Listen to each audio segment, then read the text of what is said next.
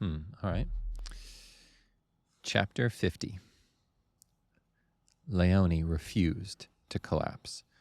She was not her mother. She was not weak. She would keep marching. She would not stumble, would not fall. The shadows had grown long on the leaf-ridden forest floor.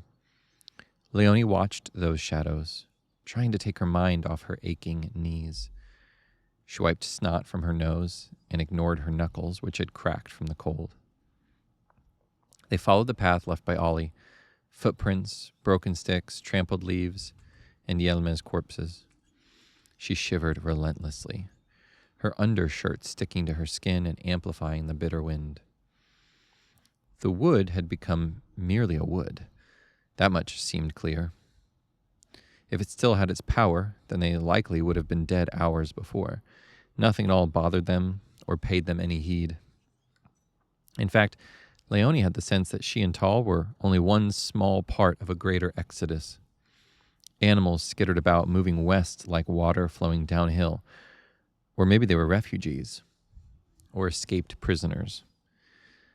Whatever it was, the spell of Vromia was no more. "We are nearly there, Your Highness." "How can you tell?" Leonie asked, looking around. The forest all looked the same. "I smell smoke." Smoke, which meant fires and the work of the Yelmes. A few minutes later, they saw their first bits of ash falling from the sky. "Let us pray the captain held out." Tal nodded, tripping over a stone and nearly tumbling. "Perhaps the woodsman arrived in time."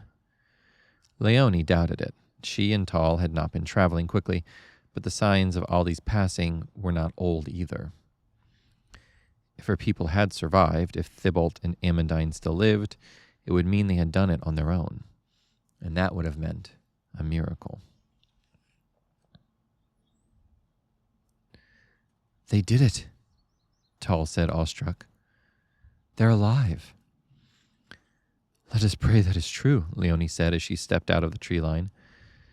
The sun had just set, the stars bright against the early night sky, and watchful, smoldered. That was the word for it, though she saw no open flames. Patches of red embers dotted the low portion of the town and the fields beyond, columns of smoke rising up from the ground in dozens of places. They marched slowly through the clouds of smoke which wafted in the breeze, the heat of momentary relief from the brutal chill. More than once she inhaled enough smoke to get her coughing, which evoked memories of the clearing that she wished to put aside.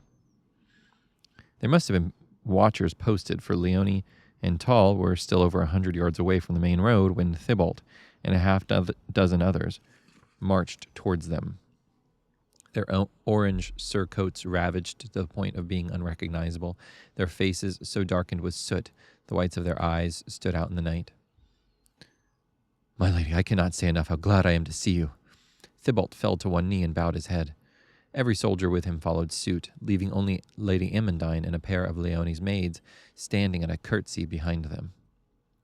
"Rise," Leonie said, ashamed by how weak she sounded.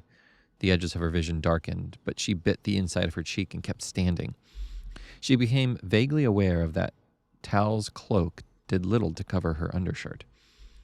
"You have done well, Captain. I had feared the worst." "My lady," Amandine pushed past the captain and quickly pulled Tal's cloak aside, then tossed a heavy wool one over Leonie's shoulders, wrapping the front of it closed. It was, Leonie realized, Amandine's cloak. It sat upon her shoulders heavy and warm and wonderful, and yet it was also too much of all those things. Her legs were tired and her eyes heavy. It had been the bitter cold and the pain keeping her going. Now, more than ever, she was tempted to collapse. But she had questions which needed answering, and now was not the time for rest. She stepped forward, preparing a barrage of questions for the captain. How had they repelled the Yelmes? What was the state of her forces? And most importantly, where was Oli?